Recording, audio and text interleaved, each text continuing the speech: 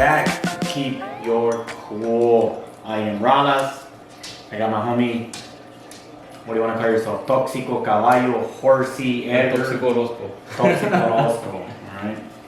So, like I've told you many times, people, we're going to have different guests all the time. We're going to have co-hosts many times, but just know that Ralas will be here all the time. The show must go on as the show must go on. I am sorry for what happened the last week. There was a little bit of turbulence, but we're back and back for good. Salud. Mi Horsey. So, Edgar, as you know, and people keep in mind, I'm going to switch it up. He's going to be Horsey, he's going to be Caballo, he's going to be Tóxico, he's going to be Edgar. But he's not an Edgar, if you know what I mean. Just call him Mr. Worldwide. A la bestia. So, as you know, Mr. Worldwide, since we're going to talk about something that happened worldwide, WWE. I'm a fan. I love me some wrestling, but I am not a hardcore fan. I would say For this generation. for this generation.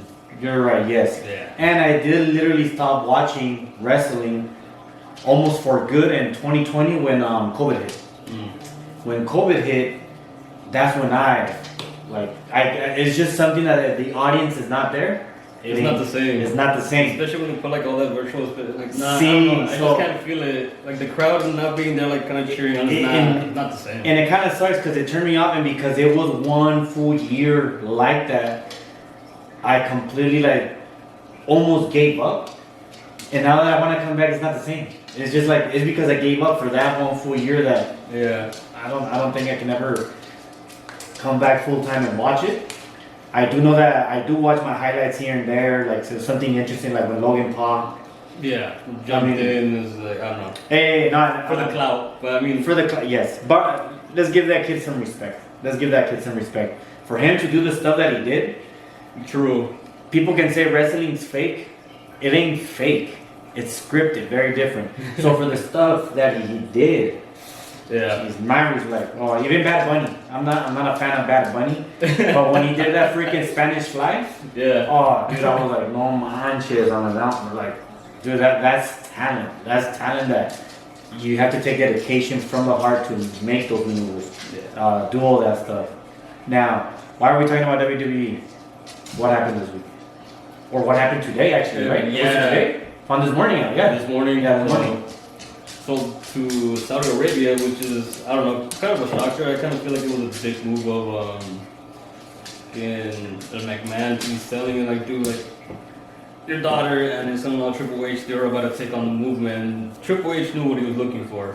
He knew the people, he knew what people wanted. So for Vince to come back and just to sell it, I mean, that's pretty fucked up. In my opinion, that was pretty fucked up. They should have just let him continue because I know Stephanie and Triple H, they would have done good with it. But I mean, at the end of the day, it was his father's company, so he could have done whatever he wanted. And not only that, not only was it his father's company. Well, I mean, who are you talking Vince? Vince, okay. Yeah. Not only was it his father's company, but he actually elevated the product and made it worldwide. First made it nationwide, and then once they started fighting in the UK, once they started going to Saudi Arabia, to all these other places, that's when it became worldwide. Now, what do I feel? I do feel sad because I honestly thought that Triple H was gonna. Now, don't get me wrong, let me get this out of the way. I fucking hate Triple H as a character. I don't like Triple H. Not because he was a good heel, I just think that he was a piece of shit. But that's my opinion about Triple H. And maybe it was not the character by himself doing all that. For him. What do you mean doing all that? Okay, let's say we're good. I know that we're talking about WWE, and I have to get this out of my chest before I bring out what I was gonna say. For instance, Triple H, he couldn't put over Booker T. When Booker T was the black guy at that time, African American, right? The guy. But people were saying, oh no, that's because that's what was gonna take the highlight out of whoever was the main event. I forgot who it was, in that WrestleMania. So, but the worst part is that Triple H not only pins Booker T, but the whole time they almost treated him like it was a very racial product that they were pushing, the storyline. They were calling him oh, you're just a circus act, this and that, if he was a monkey. That's how a lot of people see it. So everybody thought, oh, he's gonna win because that's a bad heel going into the heel versus face. Yeah. And then for him to not only hit the pedigree on him, but then last 30 seconds to a minute to cover him, that's a squash. Yeah. So, and then of course there's other stories that we're gonna get into the future because we both love WWE. Yeah. True. Now, him as a wrestler, him who did all that, I did not like him as a guy who basically elevated NXT, Yeah. who had a vision. He was gonna be the guy, the perfect guy to bring WWE at least to, I wanna say, the Ruthless Aggression era. Maybe not as good, but somewhere there. Close to it. Someone close to it. And for Vince, after that happened with the situation that there were allegations and all that, for him to leave, I was finally, I'm with Triple H. And for him to come back, 3 months, 4 months later, and to just basically sell, I'm like, that was kind of a Vince McMahon character move to do. But hey, people do say characters in real life sometimes is that, and people just don't see it. It's like Stone Cold when you see his podcast. To Stone Cold is not the same guy. Yeah, He's not. He talks the same. You can hear that it's Stone Cold, but it ain't Stone Cold. While this guy was an asshole in the TV and entertainment in the ring. In the ring, I'm like, and then for him to actually do that in real life, I'm like, he's just a dick. I'm like, the way I just see it is, I don't think he wanted someone else, one, to make better product than what he was doing, and two, for WWE to fail under his wing, like under the McMahon wing, because Stephanie McMahon, Triple H, even though like it's kind of their wing, but if he sells it out to Saudi Arabia and they can do whatever they want, he's gonna say, oh, it's because the McMahon wasn't at helm. True. And if they succeed, it's because we left them. McMahon left them with a good product, so that's why I have to sell it for $1 billion, $500 million. But that's the thing, Saudi Arabia has limited money, so no matter what happens, they're able to kind of do something. If it starts, messing up, let's say down the road, they got money to bring people in. Yeah. Saudi Arabia have money to bring people in. So who knows what kind of talent they might even bring in? Because who knows what it might be? Because I think they were saying they're going to go private, no? You're gonna go private. That only just means that we can't buy stocks out of it. That's what it basically means. But more private, as in like they're gonna be more hands-on as well, meaning that they can hire anybody as a booking agent. They can hire anyone with ideas. I'm just scared because all their Crown Jewel, the Greatest Royal Rumble, what's the other one? There's a TLC. TLC what? TLC was over there? Was it? No. I can't remember. I'm like, again, people were fans, but we're just not all there. But got disconnected a bit, but still, no. I think I know there's another one. There was another, and I know that they were getting good money out of that. That's why Vince McMahon did it. I think they were getting like 33 million per show that they did. So they would do 2 shows per year. Yeah. And they were getting good money, but I don't know. I'm hoping they do something, and I'm pretty sure they have to respect the NBC contract that they had. Yeah. Because that's what everybody thought, that they were going to sell it to NBC. But shit, I don't think NBC, or not NBC, was that, where are they right now? It's not Fox, it's Fox Network? Peacock. I think they're on Peacock, no? Paramount? No, I think it's Peacock. It's Peacock, okay. So Peacock has a contract, and that's why they're not in Fox. That's why like they're showing everything. That's why a lot of the pay-per-views now you have to buy into Peacock instead of the WWE Network, that which in a way failed. And it sucks because I feel like once that contract is over, what is Saudi Arabia going to do now? Yeah. Are they going to go all private and do their own channels and do like a WWE Network for very expensive money? Because that's something that I loved about the WWE Network. I don't know if you ever got it. Like you pay $10 a month and you had all this unlimited thing, and the pay-per-views were basically free. Yeah. You were not paying any bucks. And plus you're able to watch the show like beforehand, like everything that happened like before. You could go all the way back to like 1997. Even before that, like they'll show you anything that aired, they had it on there. So that's the pretty cool thing about it too. Yes, like me, who was I grew up with the Ruthless Aggression era. I can't say I was an Attitude Era guy because I was a WCW guy. Okay. I was an NWO.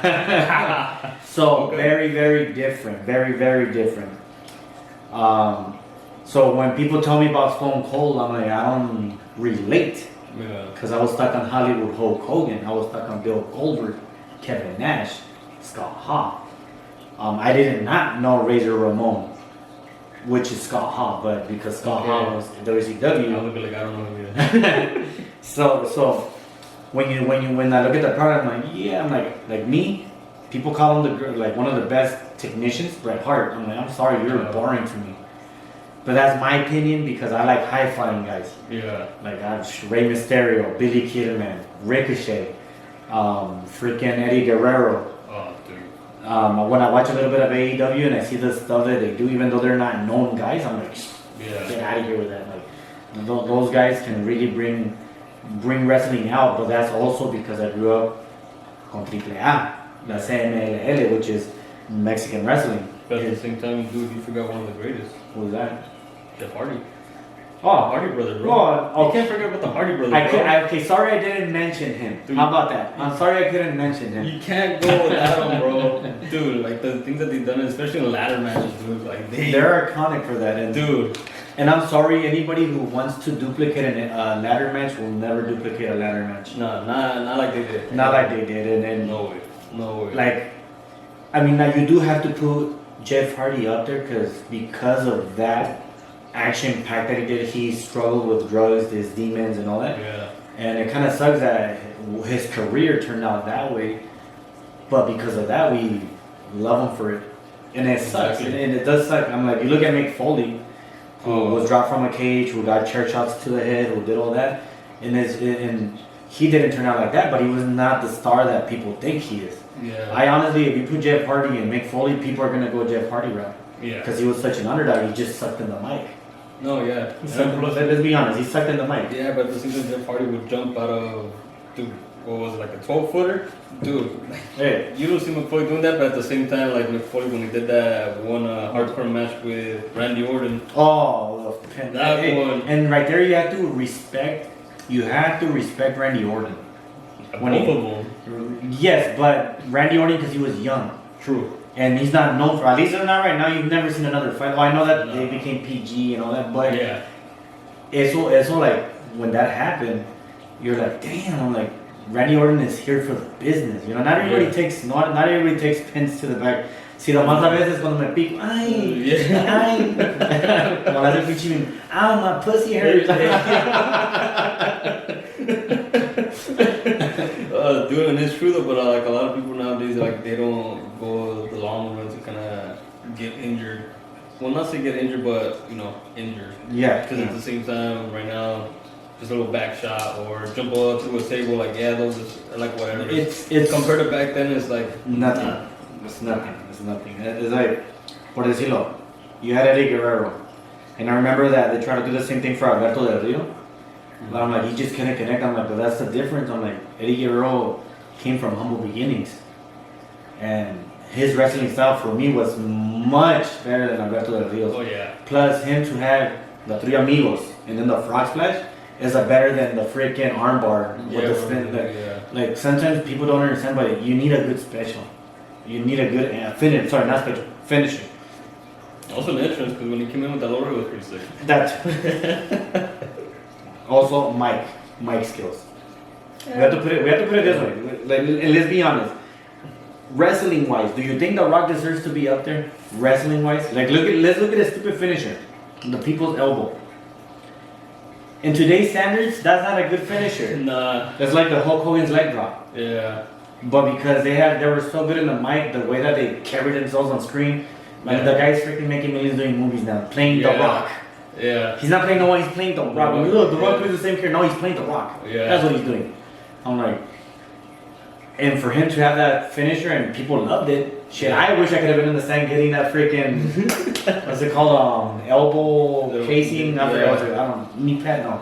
Elbow pad. There you go. That's it. So, that's a stupid finisher, honestly. But, I love it.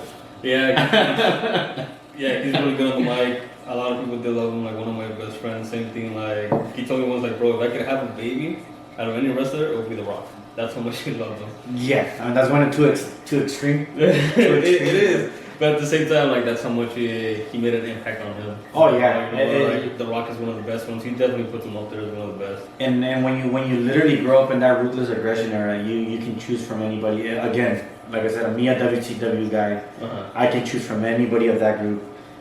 The Attitude Era, I kind of missed out because I was a WCW guy. But Ruthless Aggression really, I would say that is my age because that's when I'm 14. That's when I'm seeing Eddie Guerrero. That's when I'm seeing Chris Benoit, which we don't want to mention his name because you know what happened. But Kurt Angle, Rey Mysterio, who was a young Rey Mysterio, freaking Edge, who was a young Edge. You had Christian, who freaking Vince McMahon did not like him. I don't know if you know this, but that asshole, every time that Christian Cage was supposed to fight when he was solo, he said that he was so ugly that he wanted to put a green dot on his face every time he came out. Really? I don't know. That came from Christian's mouth. Go look at his podcast. Go look at it. Like, because almost all the wrestlers from the 90s, 2000s, they almost everybody has podcasts. Yeah. And that is true. He said that Vince McMahon told him, "You're so ugly that I want to put a green dot on your face every time you come out."